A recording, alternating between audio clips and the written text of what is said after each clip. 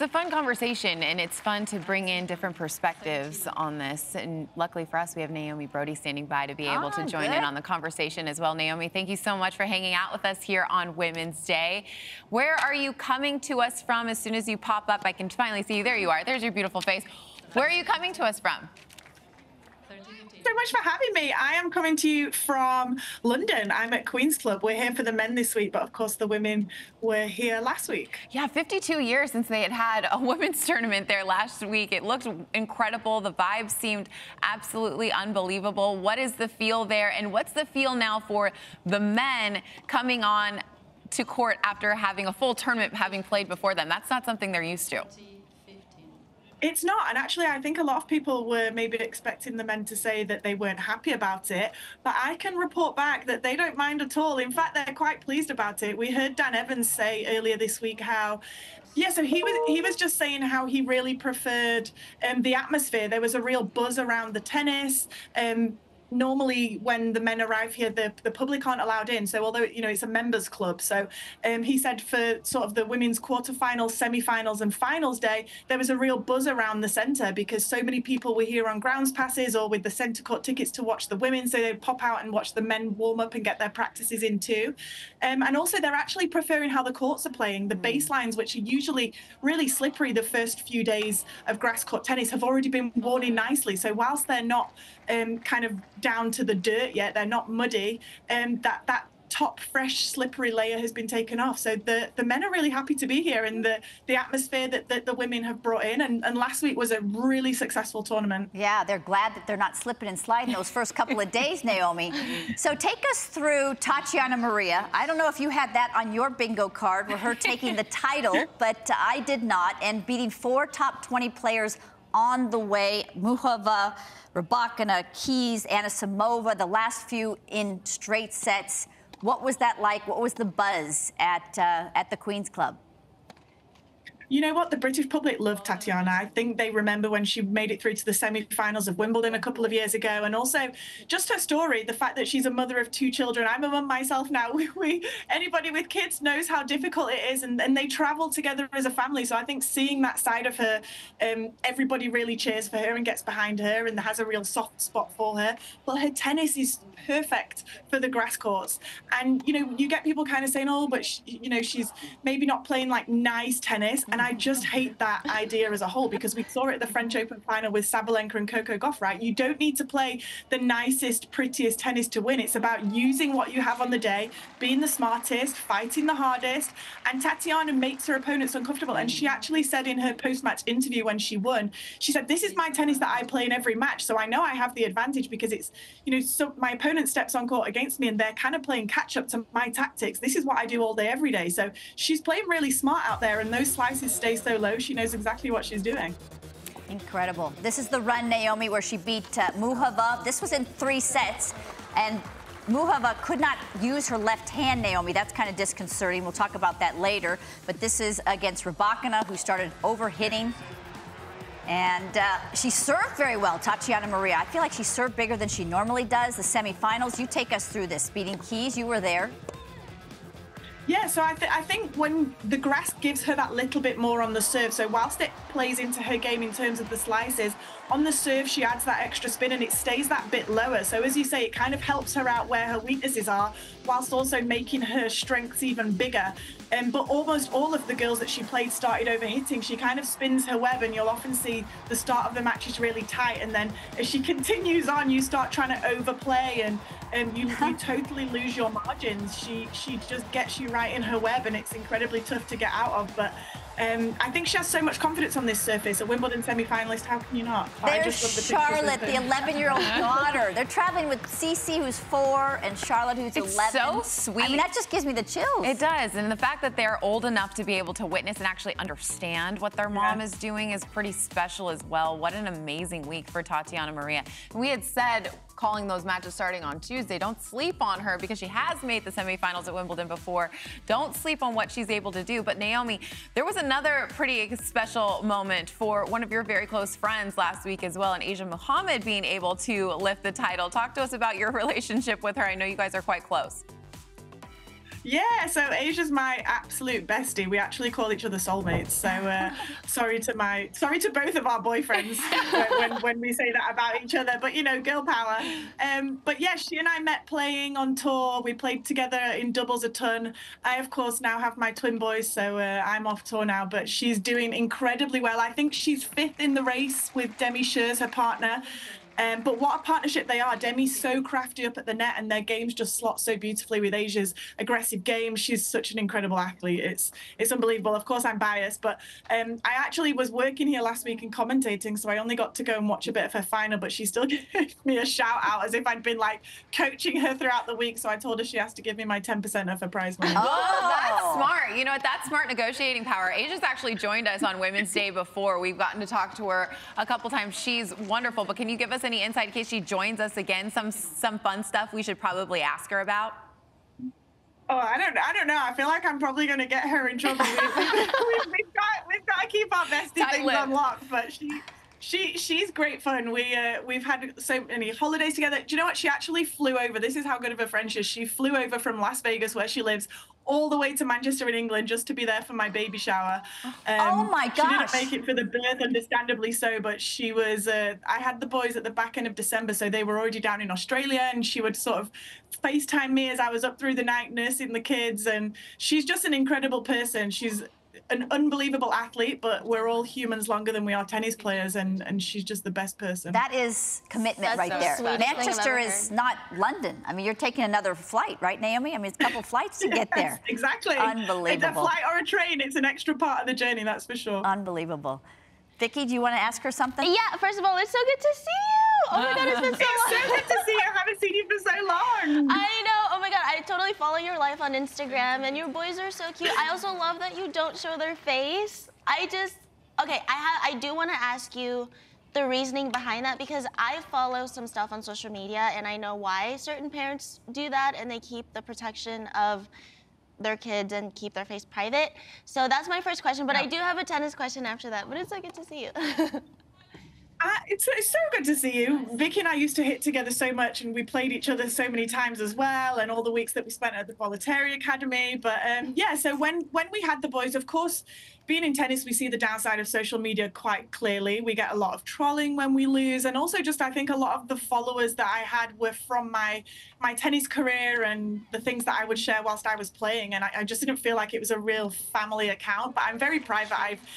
We kind of have a laughing joke that I've never ever posted even my boyfriend. And when I announced I was pregnant, everyone sort of said, "Wait, you have a boyfriend? Like what?"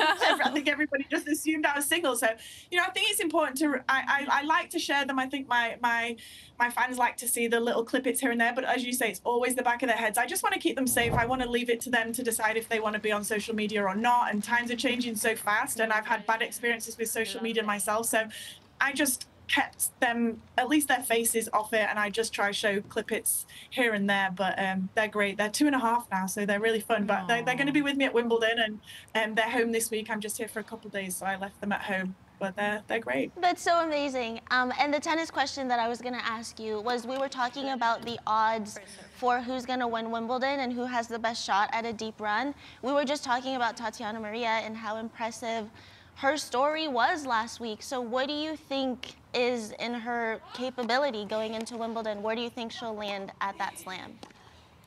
Well, it was interesting, actually. I listened to some of her interviews after the final when she came off, and she actually said that she was going already up to Nottingham to play this week. She said she was, I think she said she was driving that same evening, but she said she just wants to make the most of the grass season. This is the season that she thrives, that she does so well. So whilst she wants to maybe look ahead to Wimbledon, she wasn't trying to conserve her energy to peak there. She just wants to keep racking the points up where she can. But I think she'll be feeling confident. I mean, if you're winning any title on the grass, I feel like it's such a specific surface. It's a surface that so many of the top players are not comfortable at. It's maybe a bit more wide open in both the men's and the women's, right? So she'll be feeling great. I think at least maybe second week would be a hope of hers. You can't really say an expectation, but you maybe she's been there before, so why not again?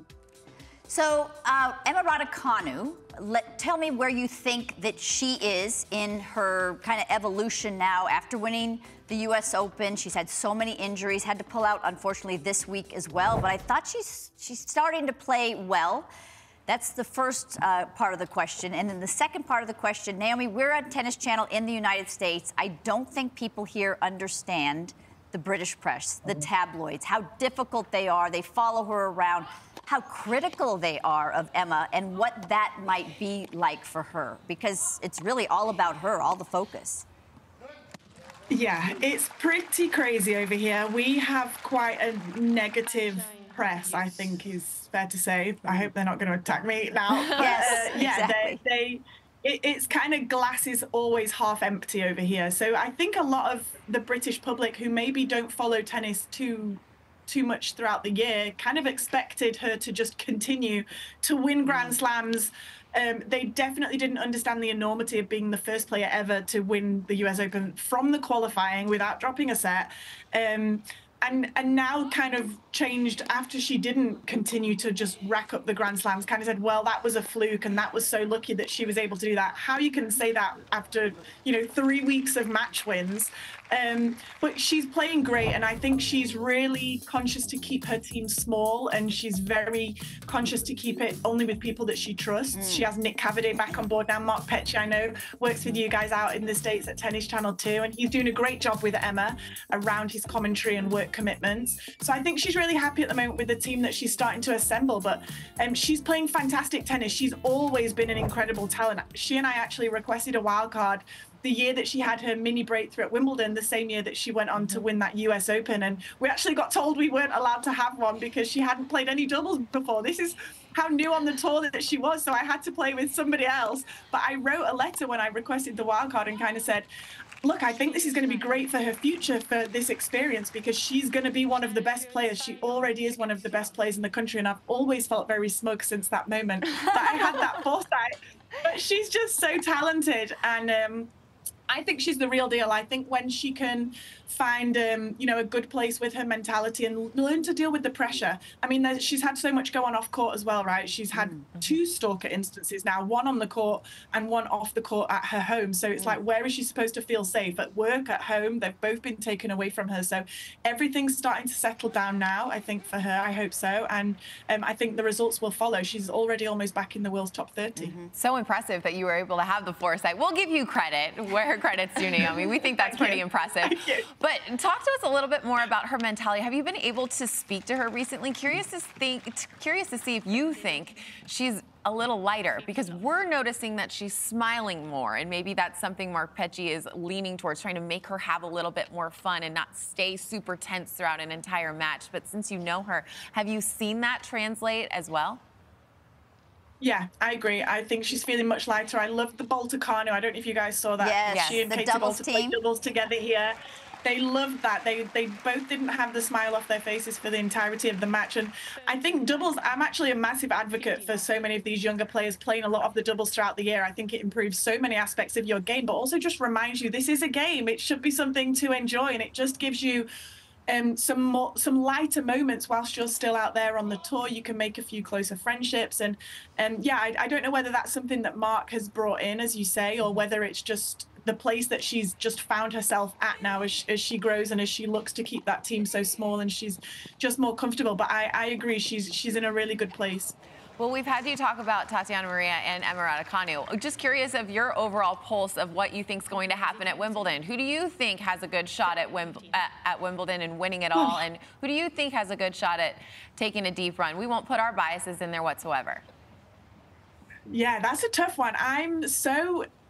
I love where tennis is at right now, for the men and the women. I think the women are finally getting that top pack again. We've had the strength in depth for ages, and the men have kind of done it in reverse. They've had the top pack, and now they're getting the strength in depth. And the combination of the two, it creates the rivalries, but we're also going to have the excitement of the upsets. So I think Sabalenka is hungry. She's not happy with her last couple of Grand Slam losses, and I love the statement that she just put out today or yesterday about the apology, I knew she would reach out to Coco as well personally, so I wasn't surprised to hear that she did after the French Open, because I knew it was the emotions getting the better of her with the comments that she made. So I wasn't surprised by that, but she actually said she learned so much from losing those last finals and realizing that it was the emotions getting the better of her. So I think I might go for Sabalenka. I love Coco. I would love to see Coco take the title at Wimbledon. That was where we really saw her break through, and the British public took her under their wing. But I think it's wide open. I think Jessie could have a great run with her power. I think we could see another crafty player like a Maria or a Krejcikova or a Mukova or Paolini. We could see one of those girls with the slicing and dicing and volleying, that one of them could do well too. It's wide open. I don't want to sign my name next to anybody. I love that it's wide open. And on the men's side, I think you actually have a contender now, Naomi, in Jack Draper, won Indian Wells and in the top 5 in the world. I think he's still 5 as of today. But that guy has a massive serve. He seems to be comfortable now in his own skin with his belief. Big forehand, has always had that. His backhand has improved. Movement has improved. Seems to be healthier on a consistent basis as well. Yeah. What is Jack going to contend with first, tennis-wise, at Wimbledon? And then where do you think his chances are? And then, man, are the press going to be after him, Naomi? Good-looking guy, chance to win Wimbledon. They're salivating right now.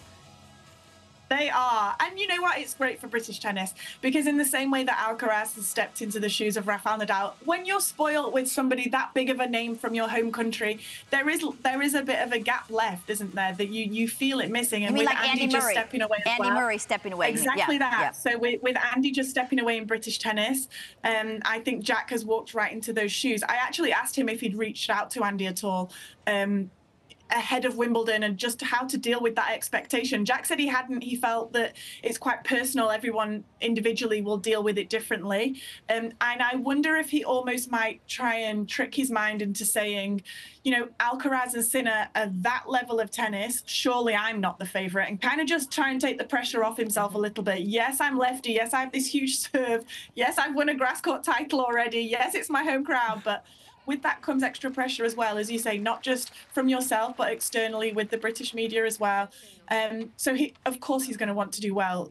I could never perform on home turf. I was desperate to perform for my country, you know, and I could just never get the best out of myself because of that. So he's still so young. He's done well. He made the finals at Junior Wimbledon a couple of years ago, so I think he has that experience under his belt too.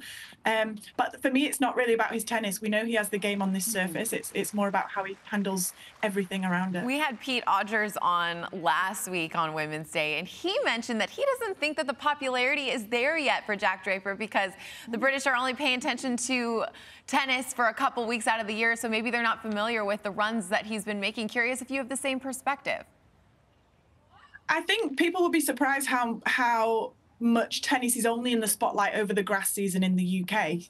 Throughout the rest of the year, I think it's only more so the tennis fans that really pay great attention. But I think he's starting to become more of a household name. Maybe you guys would say like a crossover star. Yeah. So people who aren't really watching the tennis, you would say name a player and he would be the first one to come to mind. I think Emma still holds top rank there, of course, after the US Open. But he's quick catching up. He's just signed with Burberry. He's just done a big campaign with them, with some big of the top models. So he's, really, I think he's seen Andy Murray and Burberry. Okay. No, Jack Draper. Oh, Jack Draper. Sorry. Jack Draper. Jack. Yeah, I saw Andy just signed with a shortbread biscuit company, which I kind of would prefer that a little bit honest. different. Give me the biscuits over the handbags. Oh, really? I'll take the handbags. Maybe Rob can pull up those Jack Draper photos for you, because they are something you need to see. Naomi, I thought he signed as a model as well. You know, when he was coming up, he was a model as well as a tennis player.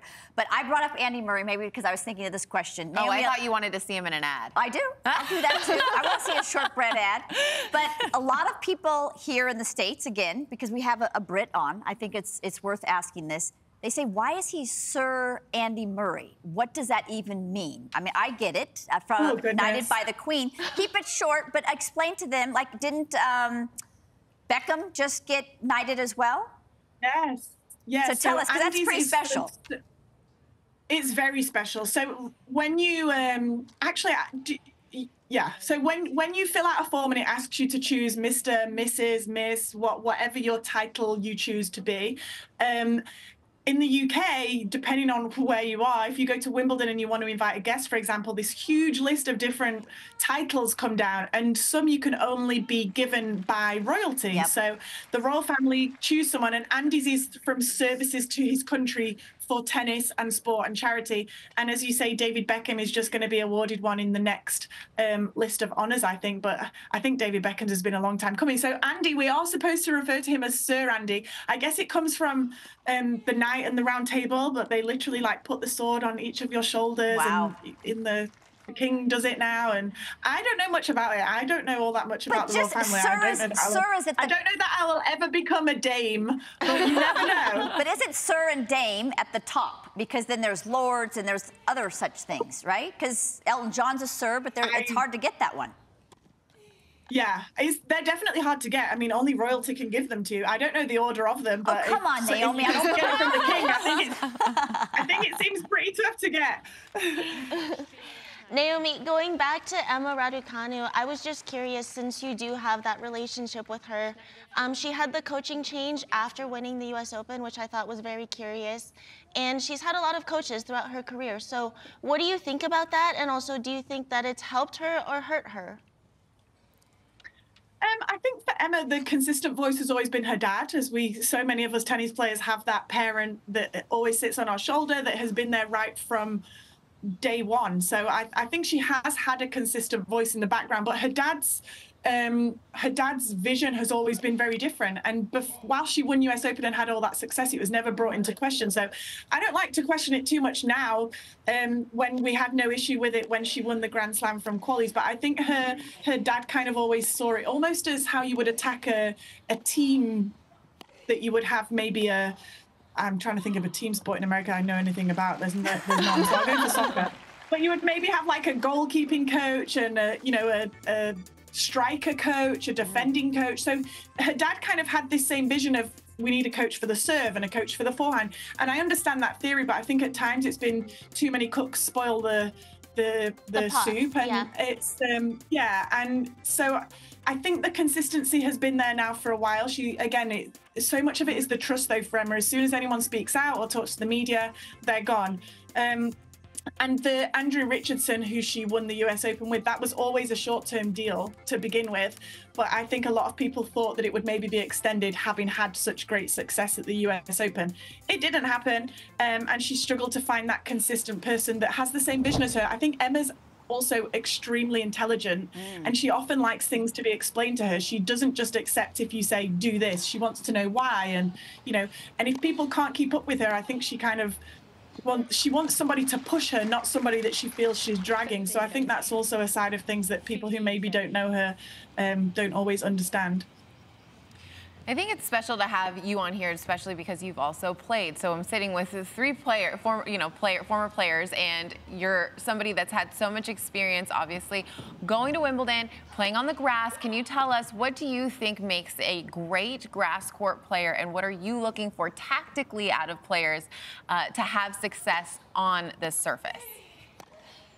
So for me, the grass, I was actually just thinking it earlier today, it's the players who can have the ball stay low and almost slide away. I mean, talking of Tatiana Maria and those slices, but it's even if you hit a topspin shot, you just don't want it to sit up. So in the way that on the clay, you want that. You want the topspin. You want it to bounce up. On the grass, it's just going to sit in your strike zone. So you want it to be sliding away. If you can cut through the sidelines before the ball reaches the baseline, you've done great. Even on the serves as well, the slice out wide on the due side is going to be really effective. Just imagining that you want your opponent's racket face to open, whether that's because the ball's too low or the ball's too wide and far away from them. Because as soon as their racket face opens, they've got a hit up and you can get up to the net. So players, again, who are comfortable around the net. And I think traditionally you'd think of someone with a big serve, but I actually think, as I said with Tatiana Maria, the service can help you out in that area when serve isn't a huge weapon of yours. So, of course, the likes of Rebakina, the Williams sisters, how I think Sabalenka will go this year at Wimbledon, the big serve is always going to be a weapon on the grass, but I think it's not necessarily a negative. As long as you can use the slice and hit your spots on the surface can help you out a bit. Naomi, I'm looking forward to sitting next to you in the makeup chair at BBC at Wimbledon. We worked together. together and on camera as well. But if you could take your career, which was a lengthy one, and give us one of your most important moments, the one that was the most special for you, what would it be? Oh, I think I was really lucky. Although I didn't really win many matches at Wimbledon, I actually got to play throughout the years on almost all of the courts. So it's really cool when I go back there now and someone says, oh, did you get to play on court 2? And I'm like, I did. What about 3? Yep. 1. Yep. Center. Yep. But actually, I loved US Open. If I wasn't a Brit and we didn't have the history at Wimbledon, US Open would be my favorite slam. I just live for New York. I love the energy, the crowd, the hustle and the bustle. I loved the courts, those nice, quick, high bouncing courts. They would sit in my strike zone so nicely. Are you a member at Wimbledon? I am. I just got it, Tracy, at the end of last year. Lucky it's incredibly difficult to get. Yeah, I think the easiest way to get a membership at Wimbledon is to win the title, Naomi. So good job. You just got it this year? Yes, I just got it in September that when they announced the new members for last year. So I've been there a lot this year. As soon as I'm in London with work, I bring my rackets every time and my white kit, and I'm there almost every week. Congratulations! It's incredibly special. I feel very lucky. That is a very big deal. Naomi, thank you so much for giving us so much of your time. You've been wonderful to catch up with. We're excited to watch you and Tracy in your coverage of Wimbledon as well. But thank you so much. Thank you so much for having me. Great to see you. Great to see you. Have fun over there. Bye.